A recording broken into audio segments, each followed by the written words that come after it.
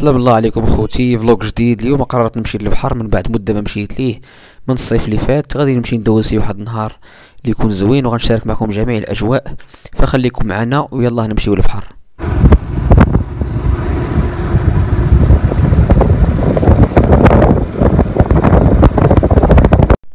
هنايا دخلت البيم، ضروري غنتغدى شي حاجه كما كتشوفوا. غندي معايا البحر ناكلها تما. كما كتعرفوا اخوتي، البحر كيجي بالجوع مع هاد السمر هذا.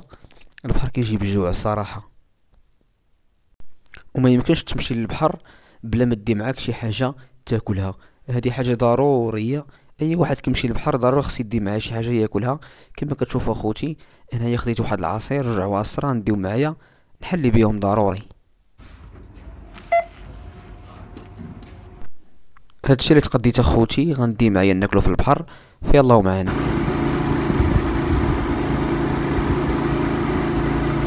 خاص تصور لقطه بلقطه.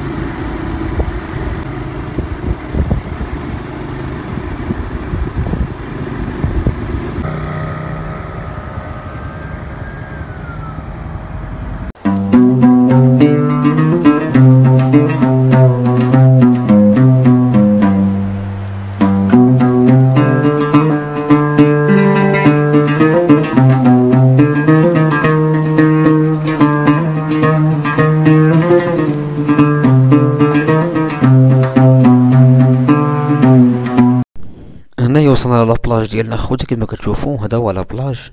الصراحه البحر زوين، البحر ديال اسفي زوين ما بيش، صراحه رائع. اي واحد جالي مرحبا به.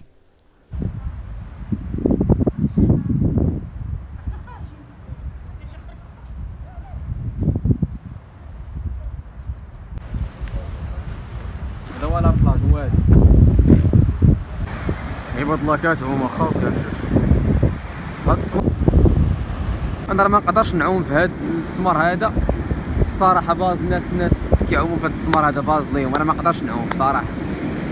البحر بارد بزاف.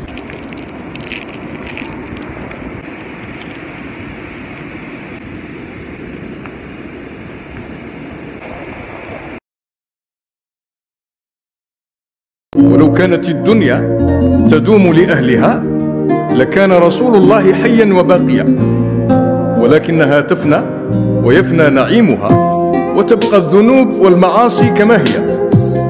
لو كان أحد يبقى لبقي، وقد خير بين البقاء والانتقال إلى الرفيق الأعلى. قالها على المنبر، قال إن عبدا خير. الفيديو متنساش تدعمنا بواحد لايك، شي تعليق زوين. تحياتي لكم، مع السلامه.